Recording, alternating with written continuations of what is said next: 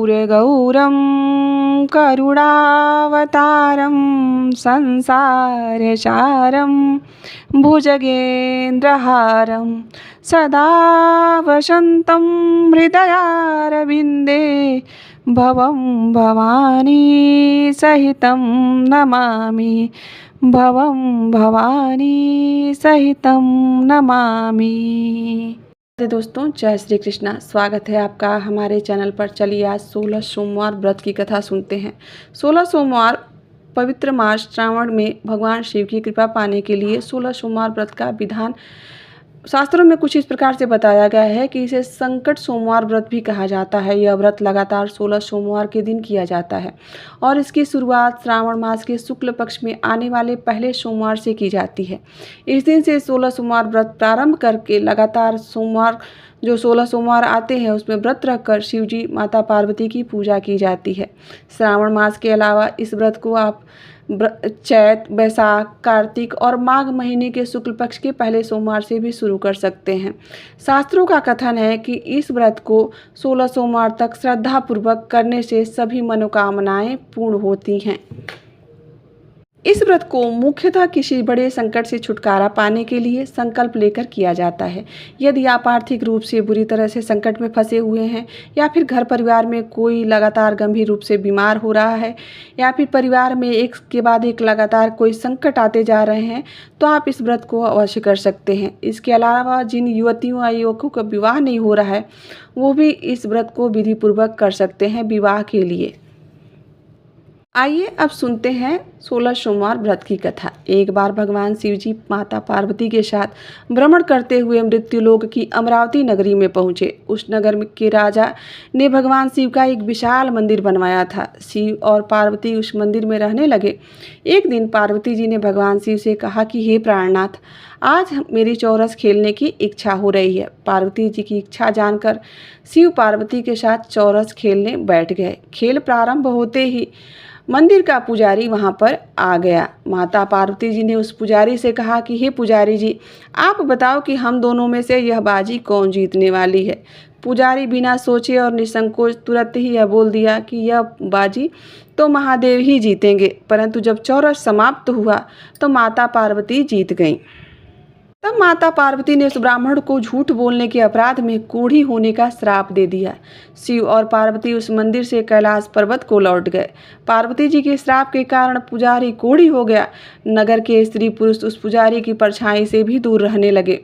कुछ लोगों ने राजा से पुजारी के कोढ़ी हो जाने की जब शिकायत की तो किसी पाप के कारण उन्होंने कहा कि उसे कोढ़ हो गया है और उसी कुष्ठ रोग के कारण उसे मंदिर से भी निकलवा दिया गया। उसकी जगह दूसरे ब्राह्मण को पुजारी बना दिया गया।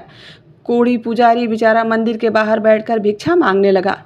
कई दिनों के पश्चात स्वर्गलोक से कुछ अप्सराएं उस मंदिर में पधारी और उसे देखकर कारण पूछा। पुजारी ने निसंकोच उन्हें भगवान शिव और माता पार्वती की चौरस खेलने वाली बात बताते हुए कहा कि पार्वती जी ने श्राप दे दिया, इसी कारण से उसे कोढ़ हो गया।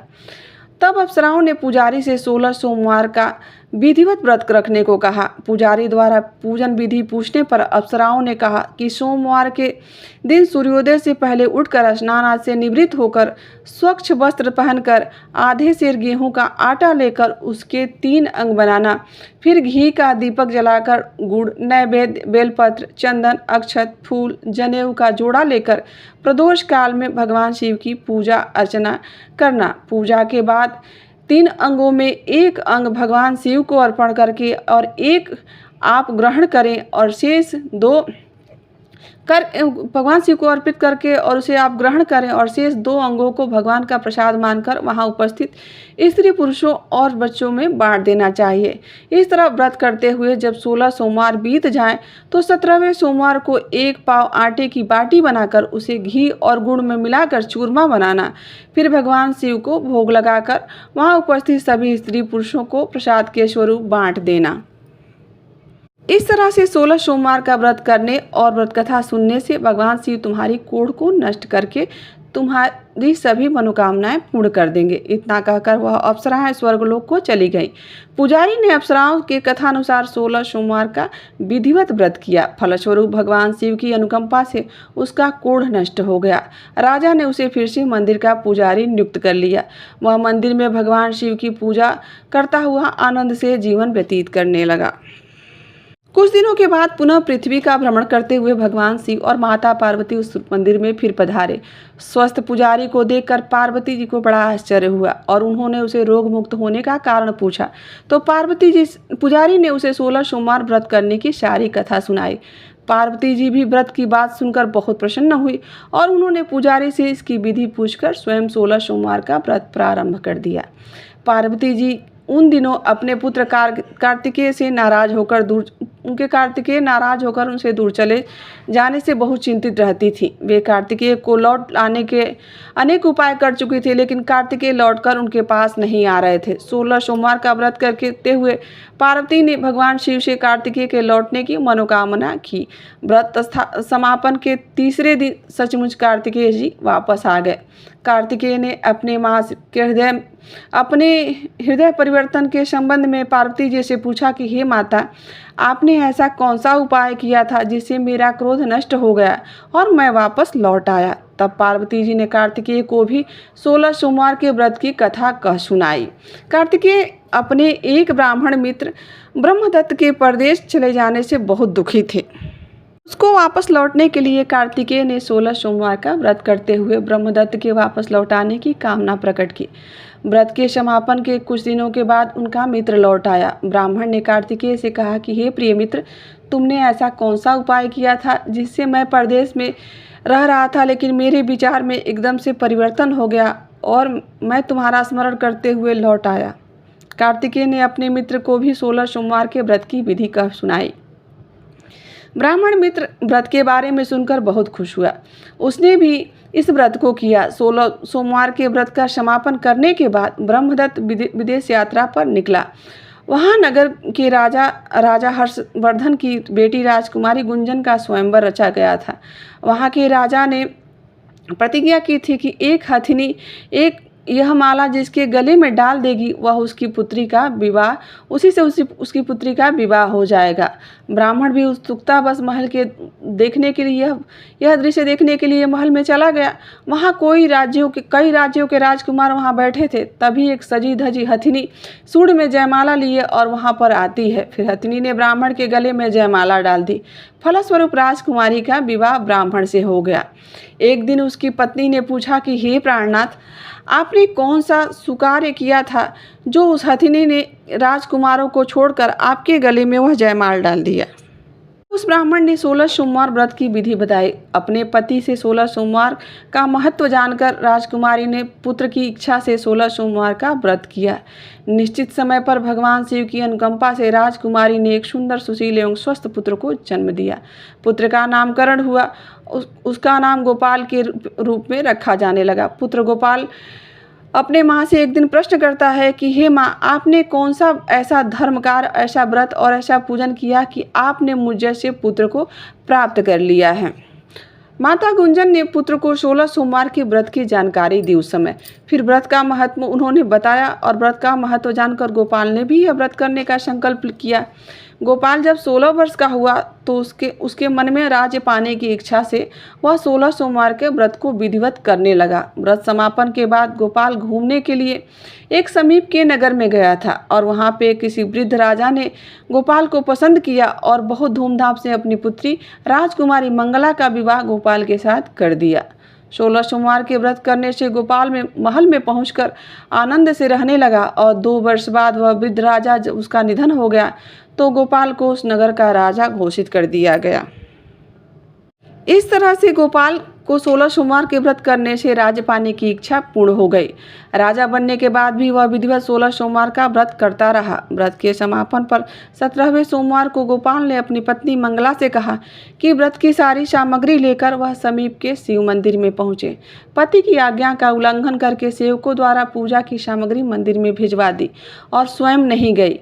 जब राजा ने भगवान शिव की पूजा पूरी की तो एक आकाशवाणी होती है कि हे राजन, तेरी रानी ने 16 सोमवार का व्रत का अनादर किया है, सो रानी को पहले तुम महल से निकालो, नहीं तो ये सब तुम्हारा जो धन वैभव है यह सब नष्ट हो जाएगा। आकाशवाणी को सुनकर तुरंत ही वह महल में पहुंचकर और अपने सैनिकों को आदेश दिया कि रानी को तुरंत ही इस नगर से बाहर निकाल दिया जाएगा। सैनिकों ने राजा की आज्ञा का पालन किया और उस रानी को तत्काल ही उस नगर से बाहर निकाल दिया गया। रानी बेचारी भूखी प्यासी उस नगर में भटकने लगी। रानी को उस नगर में एक बुढ़िया मिली। वह बुढ़िया सूत काट कर बाजार में बेचने जा रही थी, लेकिन उस बुढ़िया से वह सूत उठ ही नहीं रहा था, उसका बोझ बहुत भारी था। बुढ़िया ने रानी से कहा कि बेटी, यदि तुम मेरा सूत उठाकर बाजार तक पहुंचा दोगी और सूत बेचने में मेरी मदद करोगी तो मैं तुम्हें कुछ धन दे दूंगी। रानी ने बुढ़िया की बात मान ली, लेकिन जैसे ही रानी ने सूत की गठरी को हाथ लगाया तभी जोर से आंधी चली और गठरी खुल जाने से सारा सूत आंधी में उड़ गया। बुढ़िया ने उसे फटकार कर वहाँ से भगा दिया। रानी चलते चलते नगर के एक तेली के घर पर पहुंचती है। उस तेली ने तरस खाकर रानी को घर में रहने के लिए कह दिया, लेकिन तभी भगवान शिव के प्रकोप से तेली के तेल से भरी मटके एक एक करके फूटने लगे। तेली ने भी रानी को भगा दिया कि यही अपशगुनी है। भूखी प्यास से व्याकुल रानी वहां से आगे की ओर चल पड़ी। रानी ने एक नदी पर जल पीकर अपनी प्यास को शांत करनी चाही तो नदी का जल ही सूख गया उनके स्पर्श करते ही, और तब रानी जोर जोर से रोते हुए अपने भाग्य को कोसने लगी और फिर रोते हुए आगे चल दी। चलते चलते रानी एक जंगल में पहुंची। उस जंगल में एक तालाब था, उसमें निर्मल जल भरा हुआ था। निर्मल जल देखकर रानी की प्यास और तेज हो गई। जल पीने के लिए रानी ज्यों ही आगे बढ़ी, तालाब की सीढ़ियां उतरकर जैसे ही जल को स्पर्श किया तभी उस जल में से असंख्य कीड़े उत्पन्न हो गए।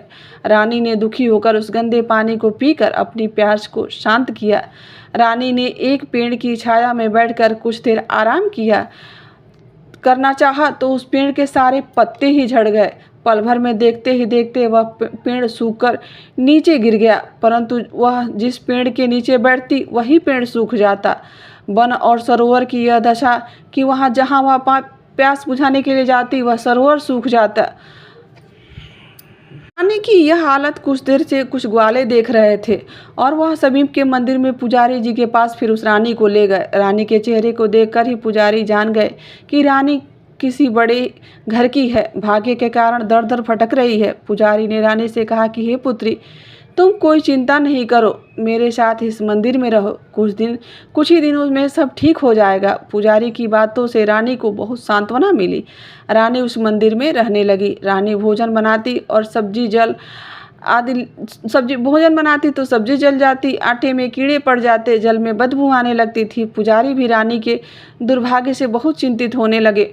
बोले कि हे पुत्री, अवश्य ही तुझसे कोई अनुचित काम हो गया है जिसके कारण देवता तुझसे नाराज हो गए हैं और उनकी नाराजगी के कारण ही तुम्हारी यह दशा हो रही है। पुजारी की बात सुनकर रानी ने अपने पति के आदेश पर मंदिर में न जाकर शिव की पूजा का अनादर करने की सारी कथा पुजारी जी को सुना दी।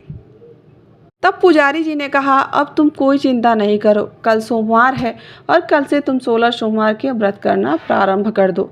भगवान शिव अवश्य तुम्हारे दोष को क्षमा कर देंगे, वो तो भोलेनाथ हैं। पुजारी की बात मानकर रानी ने 16 सोमवार के व्रत प्रारंभ कर दिया।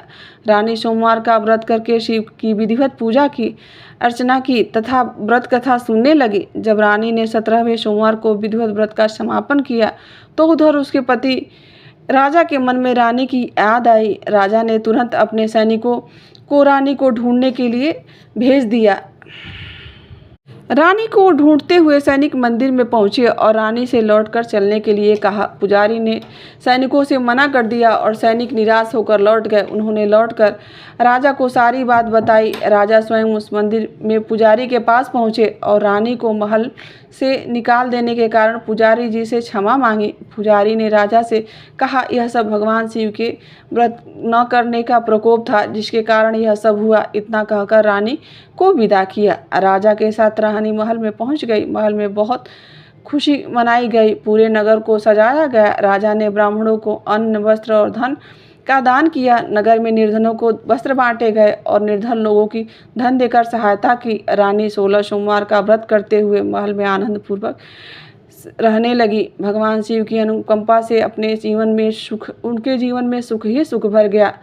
तो यह थी 16 सोमवार व्रत की कथा। 16 सोमवार के व्रत करने से मनुष्य की सभी मनोकामनाएं पूर्ण हो जाती हैं और उनके जीवन में किसी प्रकार की कोई कमी नहीं रहती है। जो भी स्त्री पुरुष आनंद पूर्वक जीवन यापन करते हुए, दोनों स्त्री पुरुष आनंद पूर्वक जीवन यापन करते हुए मोक्ष को प्राप्त कर गए। तो दोस्तों, आशा करती हूँ कि आपको आज की कथा ज़रूर ही अच्छी लगी होगी और यहाँ तक बने रहने के लिए आप सभी का दिल से आभार। भगवान शंकर और माता पार्वती की कृपा सदैव आप बनी रहे। ओम नमः शिवाय। हर हर महादेव। राधे राधे। जय श्री कृष्णा।